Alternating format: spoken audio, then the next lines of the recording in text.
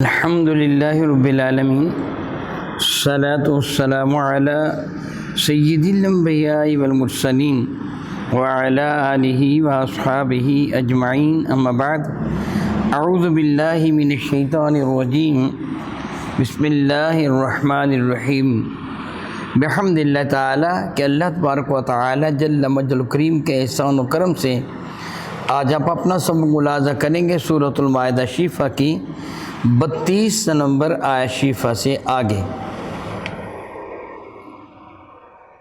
ملاحظہ کیجئے گا۔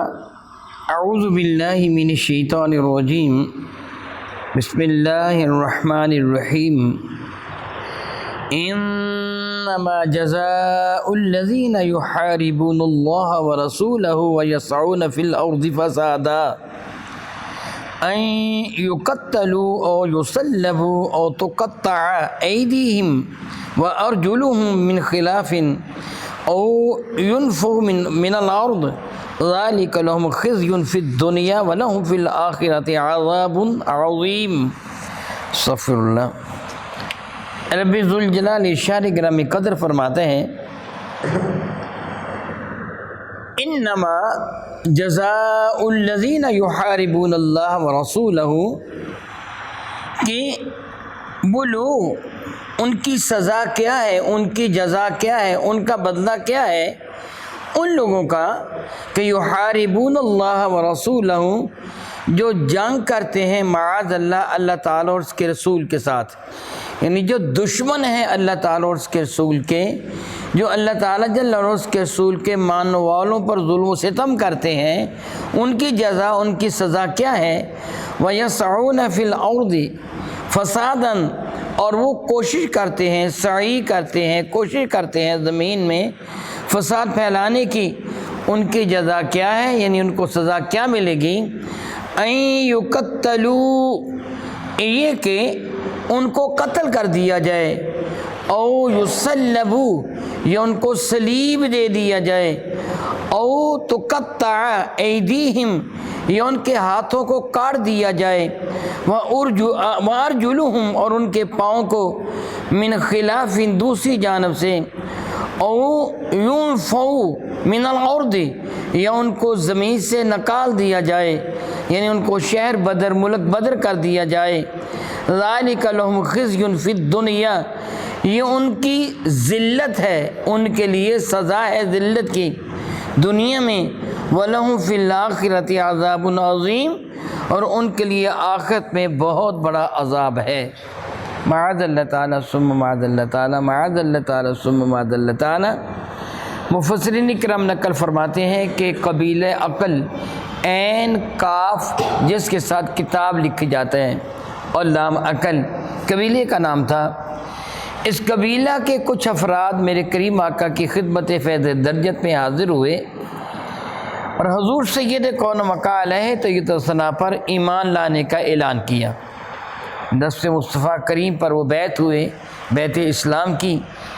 رب کائنات کی شان بے نیازی دیکھیے، مدینہ طیبہ کی ہوا ان کو موافق نہ آئی، حالانکہ مدینہ طیبہ کی ہوا تو بڑی پاکیزہ ہے، بہت ہی صحت افزا مقام یہ ہوا ہے، اتنی صحت افزا ہوا ہے، اتنی صحت افزا ہوا ہے، میرے کریم آقا کا ارشاد گرامی قدر ہے کہ طاعون نہ مکہ مکرمہ میں آ سکتا ہے، نہ مدینہ طیبہ میں آ سکتا ہے، ہوا ہی بڑی پاکیزہ ہے، ہوا ہی بڑی پاکیزہ ہے۔ اور کچھ عرصہ قبل کرنٹ طور پر یہ کرونا کی وبا دنیا میں پھیلی تھی، اور کافروں نے جدید ترین انداز سے تحقیقات کی، یہ دونوں شہروں سے محفوظ رہے تھے، یعنی یہ اتنی پاکیزہ ہوا ہے، لیکن یہ پاکیزہ ہوا کن کے لیے ہے؟ ایمان والوں کے لیے ہے۔ کریمہ کا ارشاد گرامی قدر ہے کہ مدینہ طیبہ منافقین کو یوں گلا دیتے ہیں جس طرح نمک کی کان گلا دیتی ہے، یعنی اس میں انسان کو دفن کر دیا گل جاتا ہے۔ وہ لوگ برگہ رسالت وہاں پہ جو حاضر ہوئے تھے، ایمان کا اعلان کیا تھا، وہ بیمار ہو گئے، اور وہ لوگ کریم آقا جانتی تھی کہ یہ کس قسم کے لوگ ہیں، ان کی خوراک کیا ہونا چاہیے۔ سرکار نے ارشاد میں تم مدینہ طیبہ سے باہر ہمارے اونٹوں کے طویلے میں چلے جاؤ، مدینہ طیبہ سے باہر وادی میں اونٹوں کا طویلہ تھا، وہاں چلے جاؤ، اونٹنیوں کا دودھ پیو اور ان کا پیشاب پیو، تمہیں شفا ہو جائے گی۔ وہ چلے گئے، انہوں نے ایسے ہی کیا۔ یاد رکھیں استسقا ایک مرض ہے، اس کی کئی قسمیں ہوتی ہیں طب میں، قبلی ہے، وہ لاحمی ہے، وہ ریحی ہے۔ یہ جگر کے خراب ہونے سے مرض پیدا ہوتا ہے، استسقا کا مرض۔ ان کو اسی قسم کا کوئی مرض تھا، اونٹنیوں کا دودھ اور پیشاب پینے سے اللہ تعالیٰ نے ان کو شفا دے دی، ان کو آرام آ گیا۔ اور انہوں نے بدبختی دکھائی کہ جب ان کو شفا ہو گئی، انہوں نے میرے کریم آقا کے چرواہوں کو شہید کر دیا اور اونٹ لے کر فرار ہو گئے، بھاگ گئے۔ کریم آقا نے ان کے تعاقب میں صحابہ کرام کو بھیجا اور ان سب کو گرفتار کر لیا گیا، اور رب کائنات جل وعلا نے ان کے لیے یہ آیا بارکہ نازل فرمایا پہ ان کو سزا کیا دی جائے گی۔ اور یہ سزا صرف ان کو نہیں بلکہ مطلقاً اللہ تعالیٰ جس طرح ارشاد فرماتے ہیں یحاربون اللہ ورسولہ، جو اللہ اور اس کے رسول سے جنگ کرنے والے ہیں، جو ایمان والوں سے جنگ کرتا ہے وہ اللہ اور اس کے رسول سے جنگ کرتا ہے، کیونکہ ایمان والا اپنی ذات کے لیے جنگ نہیں کرتا، ایمان والا جنگ کرتا ہے اللہ اور اس کے رسول کے لیے، یعنی اللہ اس کے رسول کی رضا کے لیے۔ اس لیے ایمان والوں سے جنگ کرنا گویا اللہ اس کے رسول سے جنگ کرنا ہے۔ اور ان کی سزا کیا ہے؟ پہلا جملہ ان یقتلوا، ان کو قتل کر دیا جائے۔ علماء کرام ارشاد فرماتے ہیں قیامت تک کے لیے یہ اصول ہے۔ اس وقت ان کو کیا کیا گیا تھا؟ ان کے ہاتھ اور پاؤں کاٹ دیے گئے تھے، ان کی آنکھوں میں سلاخیں پھیر دی گئی تھی، اندھا کر دیا گیا تھا، اور ان کو اسی طرح پھینک دیا گیا تھا حتیٰ کہ وہ مر گئے تھے۔ علماء کرام فرماتے ہیں اللہ تعالیٰ جل وعلا نے لفظیں او ایسے کیا جائے یا ایسے کیا جائے یا ایسے کیا جائے ذکر فرمایا۔ سیدنا ابن عباس رضی اللہ تعالیٰ عنہ فرماتے ہیں یا او سے مراد یا نہیں ہے کہ یا ایسے کرو یا ایسے کرو یا ایسے کرو، یعنی ان میں سے کوئی ایک سزا دے دو، ایسے نہیں ہے، بلکہ ان کی اس کرتوت کے اعتبار سے، ان کے جرم کے اعتبار سے سزا دی جائے گی۔ اور یہ سزا سارے ڈاکوؤں کو، دہشت گردوں کو، باغیوں کو یہ سزا دی جائے گی، جو مسلمانوں کو لوٹتے ہیں، لٹیرے۔ بعض علماء کرام نے فرمایا کہ چور اس میں داخل نہیں ہے، چور کے ہاتھ کاٹنے کی سزا الگ ذکر کی گئی ہے کہ جو چوری کرے گا اس کا ہاتھ کاٹا جائے گا۔ اس سے مراد وہ ڈاکو ہیں جو علل اعلان، جو رات سے روک کر لوگوں کو لوٹتے ہیں، ان کی یہ سزا ہے۔ ان کی ایک سزا کیا ہے؟ ان یقتلوا، اگر انہوں نے لوٹنے کے دوران کسی کو قتل کر دیا تو بدلہ میں ان کو قتل کر دیا جائے گا، ان کو چھوڑا نہیں جائے گا۔ او یصلبوا، اور اگر انہوں نے حد سے تجاوز کیا، معاذ اللہ تعالیٰ عزت برباد کی، پھر ان کو سلیب دیا جائے گا، تلوار سے قتل نہیں کیا جائے گا۔ سلیب دینا کیا ہوتا ہے؟ ہمارے گاؤں میں گرجا ہے، آپ نے دیکھا ہے نا، ہمارے گاؤں میں کیا بولا؟ گرجا ہے، ذرا بلند آواز سے کہا کیجیے، ہمارے گاؤں میں، اور آپ نے اس پر ایک سلیب بنی ہوئی دیکھی ہے نا، ٹی کی شکل، جس طرح اے بی سی میں ٹی ہے اس طرح وہ سلیب، لیکن ٹی برابر ہوتی ہے، سلیب درمیان کا ڈنڈا اونچا ہوتا ہے۔ میں سمجھانے کے لیے آپ کو بتا رہا ہوں، جس طرح انسان اپنے ہاتھ پھیلائے نا، دایاں ہاتھ دائیں طرف، بایاں بائیں طرف، اور سر اس کا اوپر ہے، نیچے اس کا دھڑ ہے، یہ سلیب کی شکل بن جاتا ہے۔ اور سلیب کیا ہوتی ہے؟ اسی طرح کی ایک لکڑی لے کر، یعنی ایک لکڑی پر دوسری لکڑی جوڑ کر اس طرح سلیب تیار کی جاتی ہے، اور جس آدمی کو سلیب دینا مقصود ہوتا ہے اسے اس لکڑی پر لٹا دیا جاتا ہے، اوندھی منہ لٹایا جائے یا سیدھے منہ لٹایا جائے، لٹا کر اس کے بازو میں، اس کے ہاتھوں میں لمبے لمبے کیل لگا دیے جاتے ہیں، اس لکڑی کے اندر ٹھونک دیا جاتا ہے اس کے بازوؤں کو، اس کے گلے کو رسی یا تار باندھ کر سلیب کو اس ڈنڈے کے ساتھ باندھ دیا جاتا ہے۔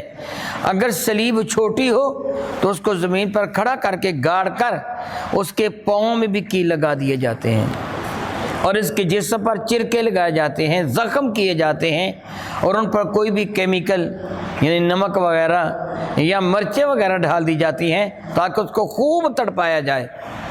اور معاذ اللہ تعالیٰ سبحان اللہ تعالیٰ بعض اوقات تو جسم کے ٹکڑے چھوٹے چھوٹے کاٹے جاتے ہیں، جس طرح صحابہ کرام کے ساتھ بھی کافروں نے ظلم کیا تھا سیدنا خبیب کے ساتھ۔ اور اگر سلیب کی لکڑی بڑی ہو تو پھر اسے سیدھی کھڑی کر دیا جاتا ہے اور وہ لٹکتا ہے اوپر، اور اس کے زخموں سے وہ جانور جو درندے قسم کے جانور ہیں، پرندے یعنی جو درندے قسم کے جانور پرندے ہیں، جس طرح عقاب ہے، شکڑے ہے، چیل ہے، کوا ہے، اس کے جسم کو نوچ نوچ کر کھاتے ہیں۔ اور معلوم نہیں، اللہ تعالیٰ ہی بہتر جانتے ہیں کہ اس کی موت کب آئے گی، کوئی 1 دن میں مر گیا، کوئی 2 دن میں مر گیا، تو کوئی 3-4 دن میں مر گیا، یہ سلیب دینا ہوتا ہے۔ آپ نے پچھلی مرتبہ جب قرآن کریم فرقان میں سورہ یوسف شریفہ پڑھی تھی تو آپ نے پڑھا تھا کہ ایک وہ قیدی جو یوسف علیہ السلام کے ساتھ جیل میں قید ہوا تھا، تو آپ نے اس کی تعبیر یہ بتائی تھی جب اس نے کہا تھا سر پر ٹوکرا ہے، جانور سے روٹیاں کھا رہے ہیں، تو آپ نے میں تجھے سلیب دیا جائے گا، تیرے سر کو توڑ توڑ کر وہ جانور کھائیں گے، یعنی اسی طرح سلیب دیا جاتا ہے۔ یعنی ان کو اب سمجھیے پہلی صورت کیا ہے، ان کو قتل کیا جائے، کیا بنا ان کو قتل کیا جائے۔ اگر جرم بڑا ہے پھر صرف تلوار سے قتل نہیں کیا جائے گا، سلیب دیا جائے گا، یعنی پھر ان کو سزا زیادہ دی جائے گی۔ ارشاد گرامی قدر فرماتے ہیں او تقطع ایدیہم، اگر انہوں نہ کسی کی عزت لوٹی ہے، نہ کسی کو قتل کیا ہے، صرف مال چھینا ہے، پھر ان کا ایک ہاتھ کاٹ دیا جائے گا، وَأَرْجُلُهُمْ، ان کے پاؤں کاٹ دیا جائے گا، مِنْ خِلَافٍ، دوسری جانب سے، مثلا دایاں ہاتھ اور بائیں ٹانگ کاٹ دی جائے گی، یعنی ان دونوں کو کاٹ دیا جائے گا۔ چور کا صرف ہاتھ کاٹا جائے گا، اس کا ساتھ پاؤں یا ٹانگ بھی کاٹی جائے گی تاکہ یہ دوڑنے کے قابل نہ رہے، یا آئندہ رہزنی کے لائق نہ رہے، یہ ڈاکہ نہ ڈالے۔ رب کریم فرماتا ہے او ينفوا من الارض، یا پھر ان کو ملک بدر کیا جائے گا، نکال دیا جائے گا، یعنی پھر ان کو ملک بدر کیا جائے گا جو جنہوں نے لوٹنے کی کوشش کی تھی مگر لوٹے نہیں، یعنی لوگ بچ گئے، قتل سے بچ گئے، لوٹنے سے بچ گئے، پھر ان کو قید کیا جائے گا۔ یعنی عام ملک بدر کر دینے سے مراد یہ ہوگا، ہمارے ہاں تو ملک بدر کرنا مشکل ہے، ایک شہر سے نکال کر دوسرے شہر میں بھیج دیں گے، اسے کیا تکلیف ہوگی، کوئی بھی نہیں، اس لیے اس سے مراد اب قید کرنا ہوگا، پھر اس کو قید کر دیا جائے گا، نہیں جیسا جرم ہوگا ویسی سزا دی جائے گی۔ ذالک لہم خزی فی الدنیا، یہ ان کے لیے ذلت ہوگی دنیا کی زندگی میں، دنیا میں ان کو یہ ذلیل کیا جائے گا۔ وَلَهُمْ فِي الْآخِرَةِ عَذَابٌ عَظِيمٌ، اور پھر قیامت کے دن ان کو بہت بڑا عذاب دیا جائے گا، یعنی آخرت میں ان کا عذاب بہت بڑا ہوگا۔ اسلام نے سزاؤں کو سخت رکھا اور اس کی وجہ سے امن قائم ہوتا ہے۔ سزائیں سخت ہوں تو پھر مجرم کو جرم کرنے کا حوصلہ نہیں ہوتا۔ اگر ایک ڈاکو کے ہاتھ اور پاؤں کاٹ دیے جائیں تو شاید ڈاکہ زنی ویسے ہی ختم ہو جائے، کیونکہ اسے پتہ ہے کہ اب نہ سفارش چلے گی نہ کوئی سنوائی ہوگی، جرم ثابت ہونے پر ہاتھ اور پاؤں کو کاٹ دیا جائے گا، چور کا ہاتھ کاٹ دیا جائے گا۔ وہ مشہور فیصلہ فتح مکہ کے موقع پر جب بارگاہ سال تمام میں فاطمہ بنت الاسود کو پیش کیا گیا تھا، بنو مخزوم قبیلے کے ساتھ جس کا تعلق تھا، اسے چوری کی تھی، میرے کریم کے دربار مقدس میں اسامہ بن زید کو بطور سفارشی پیش کیا گیا تھا۔ میرے کریم کا سخت ناراض ہوئے تھے، میں کہا تم حدود الہیہ کے راستے میں رکاوٹ بنتے ہو، اور حضور نے ممبر شریفہ بچھوا کر لوگوں کے سامنے ایک بڑا عظیم قدر خطبہ ارشاد فرمایا تھا۔ ان لوگوں پہلی قوموں کی تباہی کا سبب یہ تھا، غور کیجئے میرے نبی نے جو ارشاد فرمایا، مفہوم اس کا یہ ہے، پہلے قوموں کی تباہی کا سبب یہ تھا کہ جب ان میں کوئی غریب چوری کرتا تو پھر اس کا ہاتھ کاٹ دیا جاتا، اور امیر چوری کرتا تو اس کو معاف کر دیا جاتا۔ یعنی جرم کی سزا صرف غریب کو دی جاتی اور امیر کو نہ دی جاتی، اس کا نتیجہ کیا نکلتا ہے؟ تباہی و بربادی۔ یعنی جب انصاف نہ کیا جائے گا تو نتیجہ تباہی و بربادی کی شکل میں نکلے گا۔ اسلام نے انصاف کو رائج فرمایا، جس کو اپنایا جائے گا سزا دی جائے گی۔ نبی کریم اشارہ کرام قدر فرماتے ہیں کہ ان کے لیے دنیا میں یہ ذلت ہے اور آخرت میں عذاب عظیم ہے۔ الا الذین تابوا، سوائے ان کے کہ جو توبہ کر لیں۔ کب؟ من قبل ان تقدروا علیہم، اس سے پہلے کہ تم ان کو گرفتار کر لو۔ یعنی اگر خود ہتھیار پھینک دے، جیسا دہشت گرد ہے نا، ہمارے ہاں دہشت گردی کرنے والے جن کو خوارج کا نام آج کل دیتے ہیں، وہ مسلمانوں کو معاذ اللہ تعالیٰ شہید کرنے والے، خود کو دھماکہ کرنے والے، وہ مسلمانوں کو لوٹنے، یہ خوارج خبیث لوگ، ان کو اسی طرح کیا جائے گا، قتل کیا جائے گا، سلیب دیا جائے گا اور ان کو سزا دی جائے گی۔ لیکن اگر وہ ہتھیار پھینک دیں، توبہ کر دیں، اللہ رب العزت جل وعلا ارشاد فرماتے ہیں الا الذین تابوا، سوائے ان لوگوں کے کہ جو توبہ کریں۔ کب توبہ کریں؟ من قبل ان تقدروا علیہم، اس سے پہلے کہ تم ان کو گرفتار کرو۔ اگر گرفتار ہونے کے بعد وہ توبہ کرے تو توبہ قبول نہیں کی جائے گی، سزا ان کو دے دی جائے گی۔ وہ ڈاکوؤں کو، ان کو دہشت گردوں کو، ان خبثاء کو گرفتار کر لیا جائے تو وہ کہ جی ہم توبہ کرتے ہیں، ہمیں معاف کر دیا جائے، اب معاف نہیں کیا جائے گا۔ اب ان کو سزا وہ دی جائے گی جس سزا کا ذکر اللہ تعالیٰ نے کیا ہے۔ اللہ تعالیٰ اس کو مشہور رکھا ہے من قبل ان تقدروا علیہم، اس سے پہلے کہ تم ان پر قدرت پالو، ان کو پکڑ لو۔ اللہ تعالیٰ فرماتا ہے یعنی اگر وہ پہلے توبہ کر لیتے ہیں تو پھر توبہ ان کی کیا بلا قابل قبول ہوگی، پھر توبہ ان کی قابل قبول ہوگی، لیکن جرم کی معافی نہیں ملے گی۔ ان کو قتل تو نہیں کیا جائے گا، لیکن وہ جو جرم مال چھینا ہے تو مال واپس کرنا ہوگا۔ اگر وہ کسی کو قتل کیا، بدلے میں قتل کر دیا جائے گا۔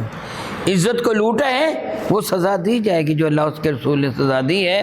یعنی وہ جو اس اعتبار سے وہ ہو جائے گا سزا، لیکن ان کو پھر اس طرح قتل نہ کیا جائے گا جس طرح اللہ تعالیٰ نے حکم دیا ہے، بلکہ ان کی توبہ کو قبول کر لیا جائے گا۔ اللہ تعالیٰ فرماتا فَاعْلَمُوا، اچھی طرح جان لو، ان اللہ غفور الرحیم، توبہ اس لیے اللہ تعالیٰ قبول کر لے گا کہ اللہ تعالیٰ معاف فرمانے والا مہربان ہے۔ اگر وہ ہتھیار پھینک دیتے ہیں، شرن کر دیتے ہیں، ہتھیار وہ نہیں استعمال کرتے، حکومت کے حوالے کر دیتے ہیں، ہاتھ کھڑے کر دیتے ہیں، پھر ان کو معاف کر دیا جائے گا، لیکن اگر ان کو گرفتار کیا جائے پھر معاف نہیں کیا جائے گا۔ او کما قال اللہ تبارک و تعالی واللہ تعالی اعلم باسرار کتاب۔